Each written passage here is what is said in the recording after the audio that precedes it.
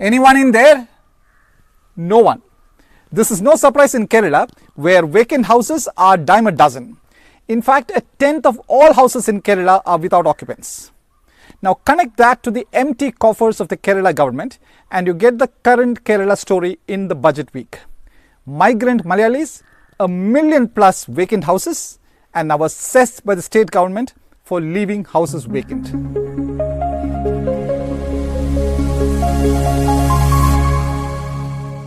If human resource is considered the biggest resource of the modern era, Kerala may be losing that biggest resource more than any other Indian state.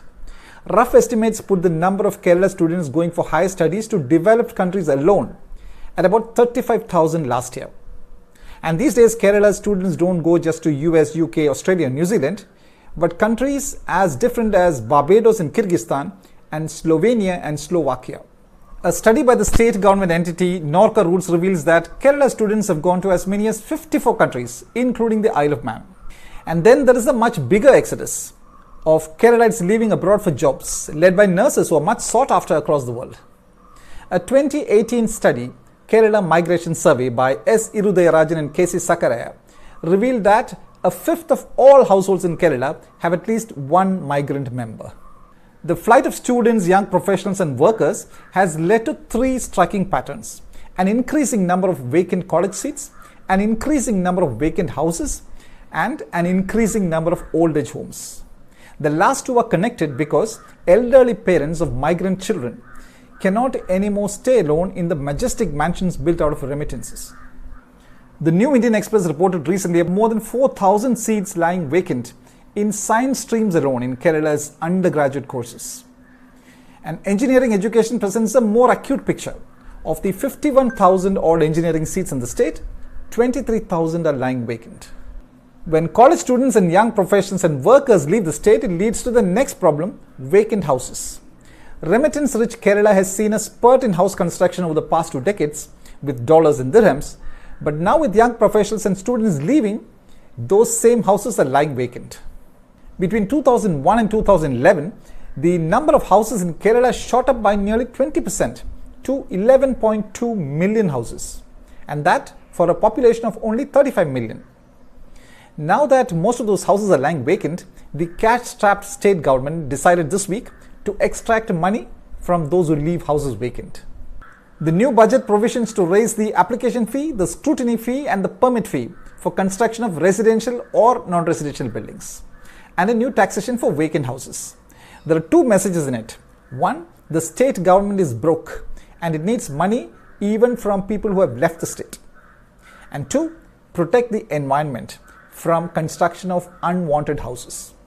According to the 2011 census data, which is the latest data available, about 11% of all Kerala houses are lying vacant. In other words, about 1.2 million vacant houses in the state. Imagine converting all the euros and pounds and dollars and dinars and dirhams into brick, mortar, cement, paint, steel and furniture, and then letting it all lie vacant. But why is everybody leaving? Different surveys have shown a list of reasons: lack of jobs, poor higher education quality, corrupt and inefficient government officials, comfortable living conditions abroad, moral policing, peer influence, poor physical infrastructure, and frequent strikes and hartals. Logically, when a government finds that its people are not interested in studying there, nor can they find jobs there, it should do a serious investigation into why that is happening.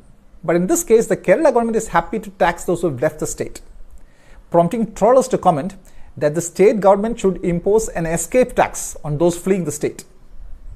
Last week, I was at a get-together at a house in Pala in Kottayam district, constructed sometime in the 1880s, 140 years ago.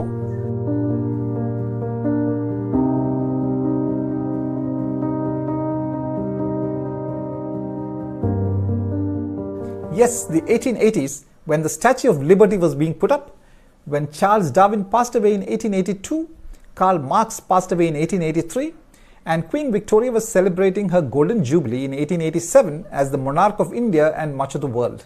Through those 140 plus years since then, this family has had 5 generations, and the house has often seen 50 or more people staying at the same time. Like numerous other families in Kerala, this house now has only 2 residents, 75-year-old Alex Kurian Nyavalli and his wife Philomena. Their daughter is in London and their son in Mysore. One consolation, at least this house is not vacant for now. Two patterns are clearly evident in God's country, Kerala. The state is aging fast. The state is getting dotted with ghost houses. The Kerala government can hope to collect a cess from the ghosts. With typical humor, the Malayali may retort, "No, we won't pay a cess. These houses aren't vacant. There are ghosts in them." Let me leave you with an interesting tidbit about the international outlook of Keralites and the international interest in Kerala. It was in 1872 the German missionary, scholar and linguist Hermann Gundert, who lived in Kerala's Thalassery for about 20 years, made the first Malayalam English dictionary. 151 years after that, in 2023, it would be good for Germans to keep a German Malayalam dictionary handy to converse with the hundreds of thousands of Keralites migrating into Germany, beginning with the Kerala nurses in the 1970s.